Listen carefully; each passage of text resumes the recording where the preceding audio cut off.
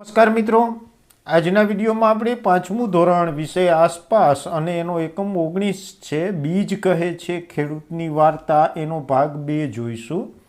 ભાગ 1 આપે હજુ સુધી નિહાળ્યો ન હોય તો ઉપર આઈ બટનમાં તેની લિંક આપેલી છે, આપ ત્યાંથી નિહાળી શકો છો. અહીંયા આપણે પાઠની જે બાકીની વિગતો છે તે આ ભાગ 2માં જોઈશું. આપણે ભાગ 1માં બીજની વાત કરી હતી, પછી ઋતુઓ પ્રમાણે તહેવાર, ખેડૂત લોકો જે તહેવારો ઉજવે છે તેની વાત કરી. હવે અહીંયા તમારા વિસ્તારમાં ઉગાડવામાં આવતા અનાજ, કઠોળ અને શાકભાજીની યાદી તૈયાર કરો અને આમાંથી કોઈ એવી વસ્તુ ઉગાડવામાં આવે છે જે આજુબાજુના વિસ્તારમાં ખૂબ જાણીતી હોય. જો તો આપણા વિસ્તારમાં અનાજની અંદર ઘઉં, બાજરી, જુવાર, મકાઈ અને ડાંગર ઉગાડવામાં આવે છે. પછી કઠોળમાં મગ, તુવેર, ચણા, ચોળા, મઠ, વાલ અને વટાણાનું વાવેતર કરવામાં આવે છે. પછી શાકભાજીની અંદર તો કે બટાટા, રીંગણ, દૂધી, કોબીજ, ફ્લાવર, ટામેટાં, ભીંડા અને કારેલા. અને ઓલ ઓફ વર્લ્ડની અંદર આપણી જે જાણીતી વસ્તુ છે એ કેસર કેરી, હાફૂસ કેરી અને સ્ટ્રોબેરી છે. હવે અહીંયા નીચે જે બીજ આપેલા છે એને તમે ઓળખો છો? તો હા, લગભગ આપણે બધા બીજને ઓળખતા હોઈએ છીએ. જો આ પેલું છે મકાઈ છે, પછી આ બીજ છે રાઈના બીજ છે, ત્યાર પછી ઘઉં છે અને આ છે એ બાજરી છે. હવે સમય બદલાયો. વર્ષો પહેલાં ગામમાં વર્ષો ગયા એમ ગામમાં ઘણા બદલાવ આવતા ગયા. અમુક જગ્યાએ નહેર દ્વારા પાણી આવી ગયું. ખૂબ દૂર નદી ઉપર બંધ બાંધીને તે પાણી નહેર દ્વારા દૂર દૂર સુધી પહોંચાડવામાં આવતું. પછી વીજળી પણ આવી. સ્વિચ પાડો એટલે અંજવાળું જ અંજવાળું. હવે તો ખેડૂતો ઘઉં અને કપાસ જેવા પાક લેવા લાગ્યા, કારણ કે બજારમાં તેનો ભાવ પણ સારો મળતો હતો. એટલે બીજા પાક બાજરી, જુવાર અને શાકભાજી વાવવાનું બંધ કરી દીધું. હવે તો ખેડૂતો બીજ પણ બજારમાંથી ખરીદીને લાવે છે. લોકો કહે છે કે આ નવું બીજ છે, ઉત્પાદન સારું થાય છે, એટલે જૂના બીજ રાખવાની કોઈ જરૂર નથી. હવે ગામના લોકો સાથે મળીને રાંધીને કોઈ ખાસ દિવસો પર જ સાથે જમતા હતા. જ્યારે તેઓ સાથે જમતા તેઓ જૂના દિવસો યાદ કરતા કે તે સમયે ખેતરના તાજા શાકભાજી અને અનાજમાંથી બનતો ખોરાક કેવો સ્વાદિષ્ટ હતો. જ્યારે બીજ જ બદલાઈ ગયા તો ખોરાકનો તેવો સ્વાદ કેવી રીતે રહે? જો પહેલાં જે બિયારણ હતું, આજે હાઇબ્રિડ બિયારણ આવ્યું છે, તો એના આધારે જે કાંઈ શાકભાજી છે, ફળ છે અથવા તો અનાજ છે, તો જે એના ટેસ્ટ હતા, સ્વાદ હતા, એમાં ઘણું બધું પરિવર્તન આવી ગયું છે. દામજીભાઈ છે હવે વૃદ્ધ થઈ ગયા છે. તેમનો પુત્ર હસમુખ ખેતર અને પરિવારનું ધ્યાન રાખે છે. હસમુખ ખેતી દ્વારા ખૂબ જ પૈસા કમાય છે. તેણે જૂનું ઘર ફરી નવું બનાવડાવ્યું. તેણે ખેતી માટે નવા નવા યંત્રો ખરીદ્યા. કૂવામાંથી પાણી કાઢવા મોટર પંપ લગાવ્યો. શહેરમાં જવા આવવા માટે મોટરસાઇકલ ખરીદી. ખેતર ખેડવા માટે ટ્રેક્ટર પણ વસાવ્યું. બળદોને જે કામ કરતાં ઘણા દિવસ લાગતા તે કામ ટ્રેક્ટર એક જ દિવસમાં કરી શકે છે.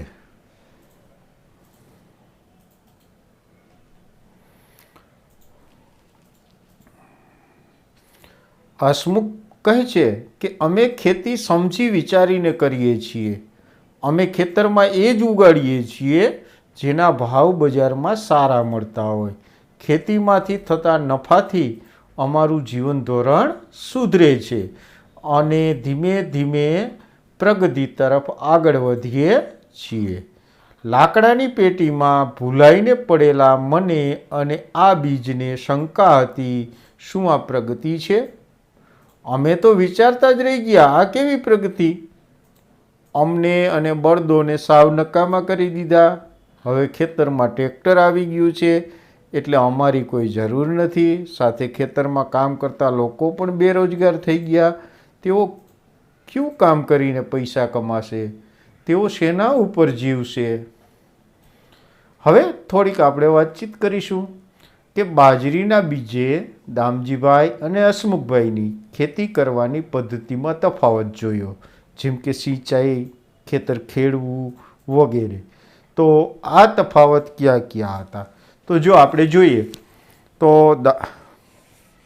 દામજીભાઈ છે એ પરંપરાગત રીતે પદ્ધતિથી ખેતી કરતા હતા.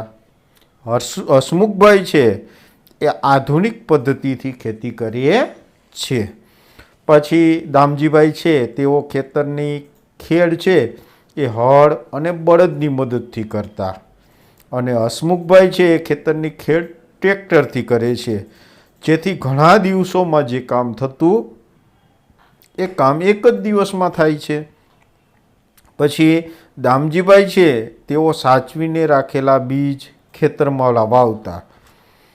આથી પાક ઉત્પાદન પણ પ્રમાણ ઓછું હતું. અને હસમુખભાઈ છે એ બજારમાંથી હાઇબ્રિડ બીજ ખરીદીને ખેતરમાં વાવે છે. આથી પાક ઉત્પાદન પ્રમાણમાં વધુ થાય છે. દામજીભાઈ છે એવો કુદરતી ખાતરનો ઉપયોગ કરતા હતા. હસમુખભાઈ છે એ મોંઘા અને કૃત્રિમ ખાતરનો ઉપયોગ કરે છે. દામજીભાઈ છે એ સારી ગુણવત્તાના બીજમાંથી ઉગેલા પાકને જીવજંતુથી નુકસાન થતું નહીં. અને અહીંયા છે હસમુખભાઈ છે હાઇબ્રિડ બીજથી ઉગેલા પાકને જીવજંતુઓ સરળતાથી નુકસાન કરતા હોવાથી દવાઓનો છંટકાવ પણ વધુ કરવો પડે છે. દામજીભાઈ છે ઋતુ અનુસાર અનાજ શાકભાજી વાવતા, જ્યારે હસમુખભાઈ છે એ જે વસ્તુના બજારમાં સારા ભાવ મળતા હોય તે જ વસ્તુ વાવતા, જેમ કે ઘઉં, કપાસ વગેરે. અને દામજીભાઈ છે એ સિંચાઈ માટે કૂવામાંથી પાણી છે એ કોસ દ્વારા ખેંચીને મેળવતા હતા, અને હસમુખભાઈ છે એ સિંચાઈ માટે કૂવામાંથી પાણી મોટર પંપ દ્વારા ખેંચે છે અથવા તો નહેરથી પણ મેળવે છે. ત્યાર પછીનો પ્રશ્ન છે કે હસમુખ કહેતો કે ખેતરમાંથી થયેલા નફાથી અમે પ્રગતિ કરી શકીએ છીએ. પ્રગતિથી તમે શું સમજ્યા? તો આપણી કમાણીમાં વૃદ્ધિ થાય, ભૌતિક સુખ સગવડો સારી રીતે પ્રાપ્ત કરી શકીએ અને આપણા જીવન ધોરણમાં ઉત્તરોત્તર સુધારો કરી શકીએ, એને પ્રગતિ કહેવાય. હસમુખ છે એ ખેતી દ્વારા ખૂબ જ પૈસા કમાય છે. જૂનું ઘર નવું બનાવે છે. ખેતી માટે નવા યંત્રો, ટ્રેક્ટર, મોટર પંપ લાવે છે અને ઓછી મહેનતે સારી ખેતી કરે છે. તેથી હસમુખે પ્રગતિ કરી એમ કહેવાય. હવે એક પ્રશ્નનો જવાબ લખવાનો છે કે તમે તમારા ગામ કે વિસ્તારની કેવા પ્રકારની પ્રગતિ જોવા ઈચ્છો છો? તો જો હું છે એ મારા ગામ કે વિસ્તારની પ્રગતિ, તો કે મારા ગામ કે વિસ્તારના રસ્તા સારા હોય, સ્વચ્છતા હોય, તેમાં હવે રહેઠાણો સુંદર, સ્વચ્છ અને સુવિધાવાળા હોય. એમાં શાળા, હોસ્પિટલ, લાઇબ્રેરી, બગીચા આવી બધી સગવડતાઓ હોય. પરિવહન માટે બસ અને ટ્રેનની સુવિધાઓ હોય. 24 કલાક વીજળી મળતી હોય, પાણીની સગવડતા હોય અને ગામના લોકો વચ્ચે સંપ હોય અને દીર્ઘદ્રષ્ટિવાળા ગામના આગેવાનો હોય. આ પ્રકારની હું પ્રગતિ જોવા ઈચ્છું છું. વધુ અને વધુ ખર્ચાઓ. જો છેલ્લા 20 વર્ષમાં તો વધુ બદલાવ આવ્યો છે. ગાયો અને બળદો વગર ખેતરમાં ખાતર માટે છાણ પણ હતું નહીં. હસમુખે મોંઘા ખાતર ખરીદવા પડતા હતા. નવા પ્રકારના બીજ એવા હતા કે પાકને જીવજંતુઓ સરળતાથી નુકસાન કરતા હતા અને પાકને જીવજંતુથી બચાવવા માટે દવાઓનો છંટકાવ પણ કરવો પડતો હતો. અરે તેની ગંધ કેવી ખરાબ છે. હસમુખના મોટાભાગના પૈસા દવા, ખાતર, બિયારણ પાછળ ખર્ચ થવા લાગ્યા. નહેરના પાણી પણ ઓછા થવા લાગ્યા. બધા ખેડૂતો જમીનમાં ઊંડે સુધી બોરવેલ કરી અને મોટર પંપથી પાણી ખેંચવા લાગ્યા. ખર્ચા ઉપર ખર્ચા વધતા ગયા અને ખર્ચને પહોંચી વળવા માટે બેંકમાંથી લોન લેવામાં આવતી. જે નફો થતો હતો એ લોન ભરવામાં જતો રહેતો હતો. મોટાભાગના ખેડૂતો છે એ કપાસની ખેતી કરતા હતા, એટલે કપાસના ભાવ પણ હવે પહેલાં જેવા મળતા ન હતા. જમીન પણ પહેલાં જેવી ન હતી. એકનો એક પાક લેવાથી અને રાસાયણિક ખાતરો, જંતુનાશક દવાઓના ઉપયોગથી જમીનને એટલું બધું નુકસાન થયું કે હવે તો ત્યાં કોઈ સારું ઉગી શકે એમ જ નહોતું. ફક્ત ખેતી ઉપર ગુજરાન ચલાવવું હવે મુશ્કેલી ભર્યું બન્યું હતું. હસમુખ હવે પહેલાં જેવો નથી રહ્યો.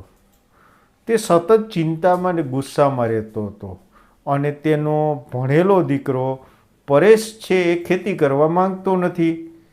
બેંકની લોન પૂરી કરવા તે ટ્રકનો ડ્રાઈવર બની ગયો.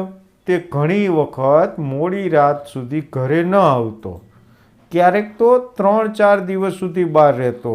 એક દિવસ તે ઘરમાં કંઈક શોધી રહ્યો હતો. તેણે તેની માતાને પૂછ્યું કે બા, દાદાજીની લાકડાની પેટી કે જેમાં બીજ રાખતા હતા તે ક્યાં છે? તે ટ્રકના સાધનો મૂકવામાં કામ લાગશે. હવે તમને સમજાયું ને મેં શા માટે વાર્તા કરી? હવે ચર્ચા કરવાની છે અને આપણે જોઈએ તો હસમુખના ખેતરનું થોડા વર્ષો પછી શું થઈ શકે છે. જો આવો ને આવો સમય ચાલે તો થોડા વર્ષો પછી હસમુખના ખેતરમાં રાસાયણિક ખાતરો, જંતુનાશક દવાઓના ઉપયોગથી તથા એકનો એક પાક લેવાથી ઉપજ શક્તિ ઘણી ઓછી થઈ છે અને ખેતી માટે ટ્રેક્ટર તથા અન્ય સાધનો ખરીદવા માટે બેંકમાંથી લીધેલી લોનના હપ્તા પણ તે ભરી શકતો નથી અને બેંકે તેની બાકી લોન પેટે ખેતર પોતાના હસ્તક પણ લઈ શકે છે અને આને કારણે ભવિષ્યમાં તે ખેતી ન પણ કરી શકે, આવું પણ બની શકે છે. હવે દામજીભાઈના દીકરા હસમુખે તેના પિતાજીની જેમ ખેડૂત બનવાનું પસંદ કર્યું. હસમુખનો દીકરો પરેશ ખેડૂત ન બનતા ટ્રક ચલાવી રહ્યો છે. તેણે આવું શા માટે કર્યું? તો જો હસમુખનો આધુનિક પદ્ધતિથી ખેતી કરવાનો મોહ તથા કૃત્રિમ ખાતરો અને જંતુનાશક દવાઓના વધુ પડતા ઉપયોગથી ખેતરોની ઉપજ શક્તિ નાશ પામી હતી અને ખેતીમાં ઉપયોગમાં લેવાના યાંત્રિક સાધનો લોનથી લેવા પડ્યા હતા. હસમુખે લીધેલું બેંકનું કરજ પણ ખેતીની આવકમાંથી ભરી શકાતું નહોતું. પરેશ આ બાબતમાં જાણતો હોય અને એ સમજી ગયો કે હવે ખેતીના સમયમાં કંઈ કમાવાનું હવેના સમયમાં ખેતીમાં કંઈ કમાવાનું નથી અને જો આ બધા ખર્ચા પૂરા કરવા હોય તો તેણે ખેતી સિવાય અન્ય આવક ઊભી કરવી પડશે અને એટલા માટે તેણે ટ્રક ચલાવવાનું શરૂ કર્યું.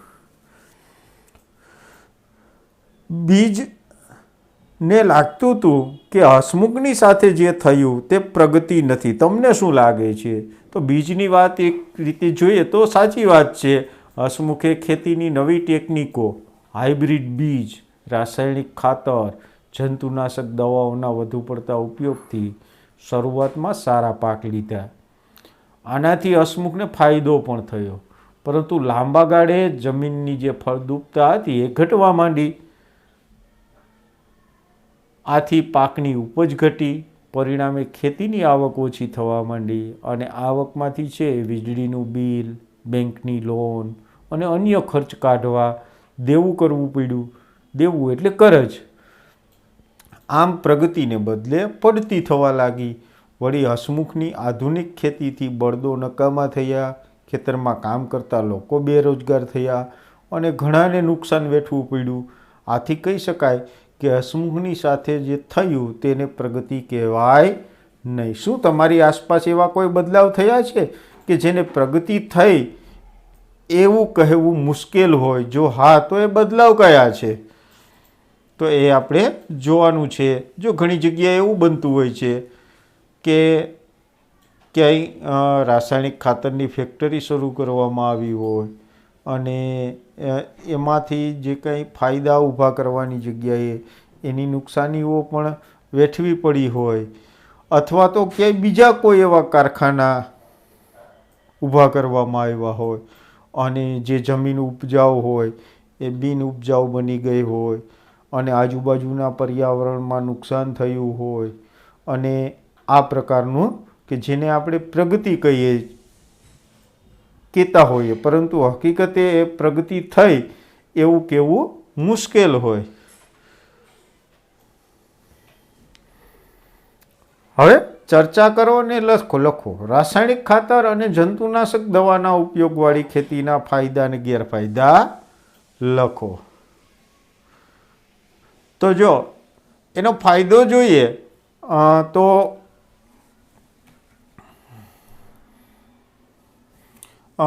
તરત જ પોષક તત્વો મળે છે.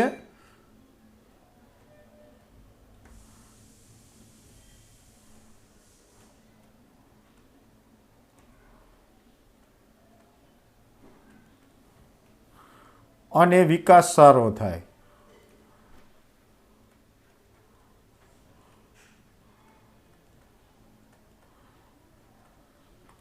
તો આ તેનો ફાયદો થયો. અને લાંબો સમય વપરાશ કરવાથી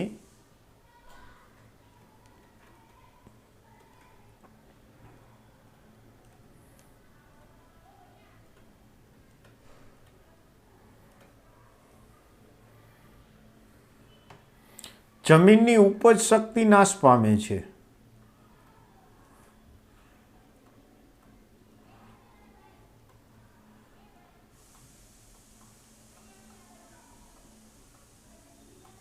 તો આ એનો ગેરફાયદો થયો. પછી સજીવ ખેતીના ફાયદા લખો. તો સજીવ ખેતીના ફાયદા જોઈએ તો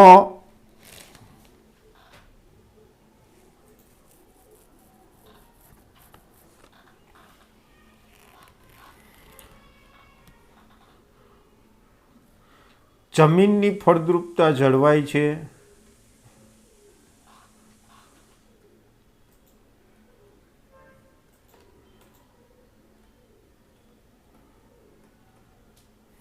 પછી જમીનમાં ભેજ વધુ જળવાય છે.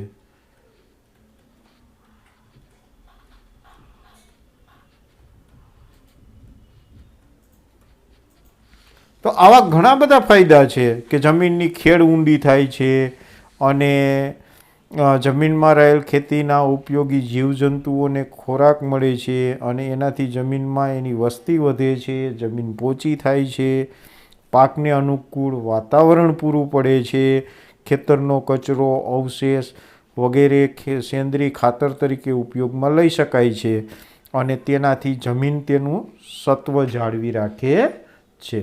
વર્તમાનપત્રમાં આવતા ખેતી અને ખેડૂતો વિશેના અહેવાલો ભેગા કરવાના છે, ચાર્ટ પેપર ઉપર ચોંટાડવાના છે અને એના વિશે ચર્ચા કરવાની છે. હવે તમારે એ પ્રોજેક્ટ બનાવવાનો છે કે તમારા મનમાં ખેતીને લગતા કયા કયા પ્રશ્નો ઉદ્ભવે છે.